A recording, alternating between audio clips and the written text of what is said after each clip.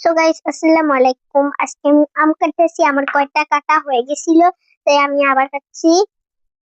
আপনারা প্রথমে গোল গোল করে পিস পিস করে, মানে গোল করে কাটতে নেবেন। তারপরে যে আপনারা যদি এরকম কাটতে চান, তাহলে এই যে এরকম কাটবেন। হুম, আমি কয়টা ছুটে নিলাম। ইস, কি শক্ত। তারপর যদি আপনারা লম্বা লম্বা করে কাটতে চান, তাহলে এই যে এভাবে কাটবেন। অনেক সিম্পল। দেখেন, কত সিম্পল ভাবে কাটতে নিলাম। অনেকগুলাই ছুরির সাথে লাইট আছে, আর ধরতে পারতেছি না এখানে। এই যে আমি টেনে নিলাম। এখন আমি এই ইগুলা সরাই নিব।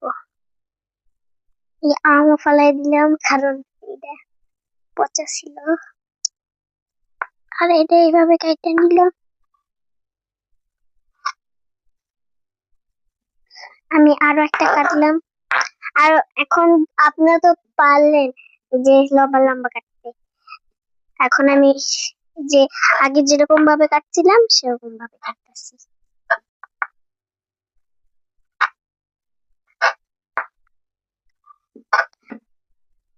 আমি একটা খেয়ে দেখি এটা মিষ্টি নাকি টক মিষ্টি দুটাই এক।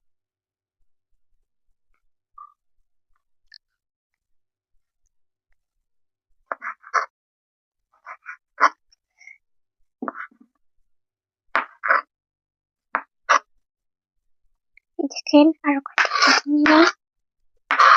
এটা আপনারা কিন্তু সুগার সাথেই করবেন না, আপনারা যা ইচ্ছা সেরকম করে খাবেন, কিন্তু সুগার সাথে অ্যাড। সো গাইস, আমি এখন এই যে উঠিয়ে নিচ্ছি আম। আমার ভাববেন না আমি ধুই নেই, আমি আগে আগে ধুয়ে রাখছি। আমি অন্য মানুষকে রাখি না। আমি একটা ছোট আম দিয়েছিলাম দেখতে অল্প হয়েছে, আর আমি অল্প খাবো। এখন আমি চিলি ফ্লেক্স বানিয়ে আনছি। সো গাইস, আমি চিনি ফ্লেক্স বানাইছি, এটা নিজের হাতে। আমি কিন্তু বানানো ছিল না, আমরা চিলি ফ্লেক্স খাই না, বুঝছেন। সো আমি এখানে কি দিচ্ছি, শুকনো মরিচ ভাইজা, তারপরে এটার ভিতরে যে এইটা থাকে ওইটা দিছি। আর এটা লাগিয়া তারপরে একটু মরিচের গুঁড়া আর হলো গিয়া লবণ। লবণ ছাড়া তার খাওয়া যাবে না। প্রথমে আমি এই চিলি ফ্লেক্সটা পুরোটা দিয়ে দিচ্ছি।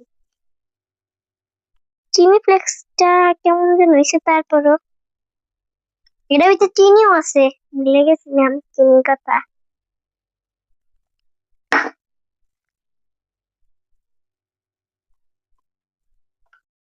তো এতটাই দিলাম, বেশি দিলে যদি ভেদ হতে পারে আর দিই।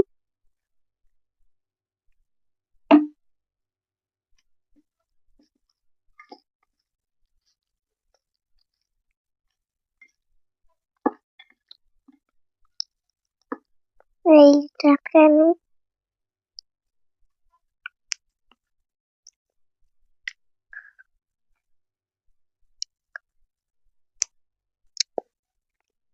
চিনি ফ্লেক্সে যেই মরিচটা আনছিলাম না, ওইটা অনেক ঝাল।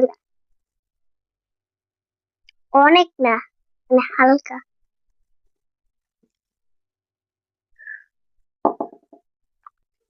আমি একটু টেস্ট করে নিই। অনেক মজা। আজকের মতো এটুকুই। পরের ভিডিও দেখার জন্য আপনারা ওয়েট করেন।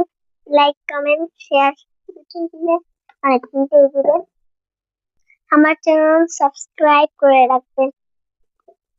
টাটা।